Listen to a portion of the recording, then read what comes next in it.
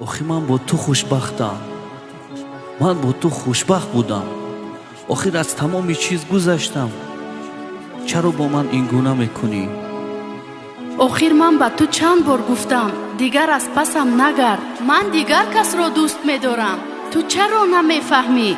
100 بار گفتم از پسم دیگر نگرد. چشمات بستی رو دیلم، رفتی تنها گذاشتی. ایرا باید میفهمیدم، رفتی دوستم نداشتی. رفتی گذشتی از من، از تمامی خاطرهام.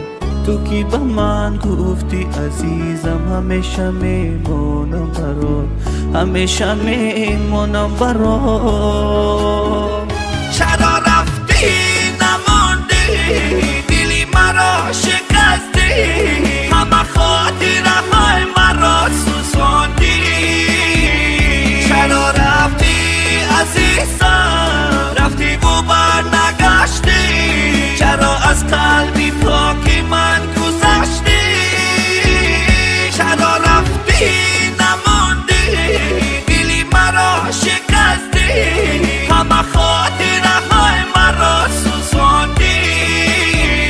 چرا رفتی عزیزم، رفتی و برنگشتی، چرا از قلبی پاکی من گذشتی.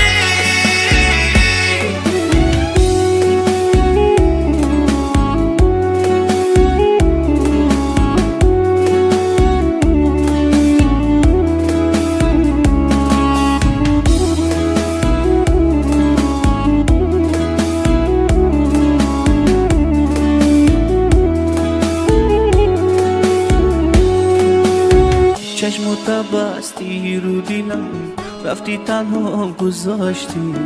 ایرا باید میفهمیدم، رفتی دوستم نداشتی. رفتی گذشتی از من، از تمامی خاطرهام.